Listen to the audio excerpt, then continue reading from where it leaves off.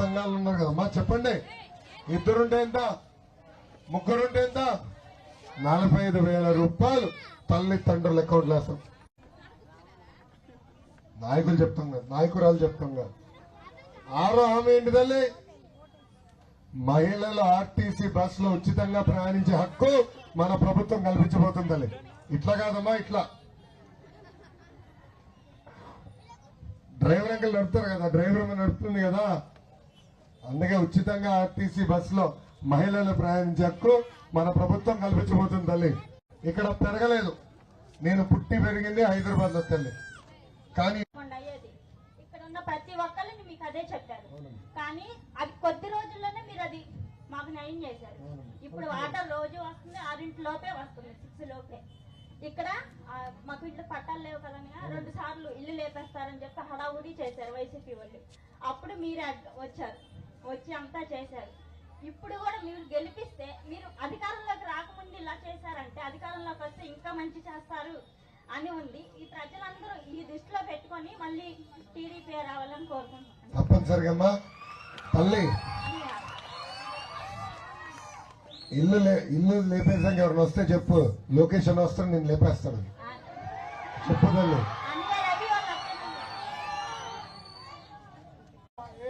దగ్గర పెట్టుకో. మా ఏరియా కోరికాలని చెప్పండి.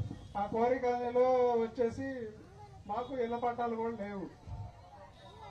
మాకు అక్కడ అన్ని వసతులు కూడా సరిగ్గా లేవు, ఎవరు పట్టించుకోరు. పట్టాల విషయం నేను హామీ ఇచ్చా కదా. ఇంకోటి చెప్తాను, చెప్పండి. అది నా విషయం కాదు, ఎవరి విషయం కాదు. ఈ గంజాయి అనేది బాగా ఎక్కువైపోయింది అన్న. ఈ ఒక్క దాన్ని అరిగట్టి కుర్రోళ్ళందరూ పాడైపోతున్నారు. వాళ్ళకి మెయిన్ నిరుద్యోగం లేకుండా వాళ్ళు విచ్చలవిడిగా తిరుగుతూ ఆడ ఎన్నో అసభ్యకరమైన పనులు చేస్తూ తాగుడుకు బానిస అవుతూ వాళ్ళ జీవితాన్ని కోల్పోతున్నారు. వాళ్ళ తల్లిదండ్రులు కూడా చాలా వాడికి బాధపడుతున్నారు.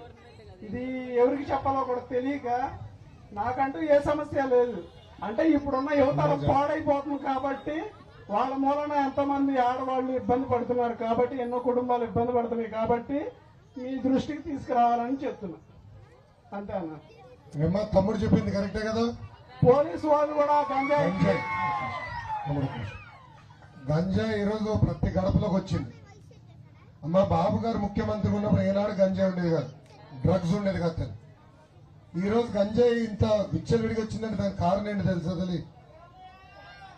ఆయనతో పాటు తోడు దొంగ ఉన్నాడు. ఇప్పుడే చెప్పే కదా, అనంత బాబు అని దళిత్ డ్రైవర్ చంపేసి శవాన్ని డోర్ డెలివరీ చేశారు కదా, ఆ ఎదవ తల్లి మొత్తం అరకు ప్రాంతంలో పెద్ద ఎత్తున గంజాయి పండించి అక్కడి నుంచి చిత్తూరు వరకు తీసుకెళ్తున్నాడు తల్లి. అమ్మా, చిత్తూరు జిల్లాలో నేను ఒక తల్లిని కలిశానమ్మా పాదయాత్రలో. మధ్యాహ్నం పూట భోజనం ఆగాం. ఆ తల్లికి 3 కూతురు ఉన్నారు తల్లి. పెద్ద కూతుర్ని గంజాయికి బానిసలు చేసి శారీరకంగా వాడుకున్నారు వైకాపా నాయకులు. 45 రోజుల తర్వాత తల్లి తెలుసుకుంది.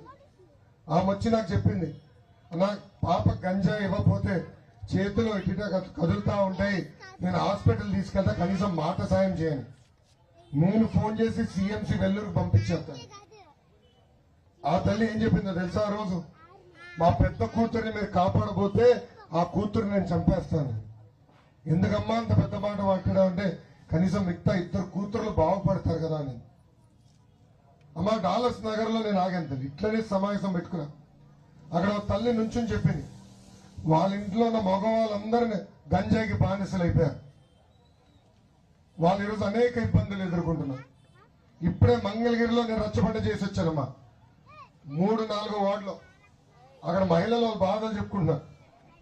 వాళ్ళు అడిగారు, అన్న ఒక కెమెరా బిగించి ఇక్కడ సీసీటీవీ కెమెరా, లేదంటే గంజాయి మత్తులో మగవాళ్ళు అసభ్యంగా ప్రవర్తిస్తున్నారు, మా జోలికి వస్తున్నారు, దయచేసి ఆదుకోండి అని చెప్తున్నారు. తాడేపల్లి పట్టణంలో అది, తాడేపల్లి రూరల్లో అది, మొత్తం మంగళగిరి నియోజకవర్గం అది, రాష్ట్రం అంతా గంజాయి మాయలో గెలిపింది. అందుకే నేను నొలకబెట్ల హామీ ఇచ్చేతలి, మన ప్రభుత్వం వచ్చిన మొదటి 100 రోజుల్లో గంజాయికి ఫుల్ స్టాప్ పెట్టే బాధ్యత నాదే.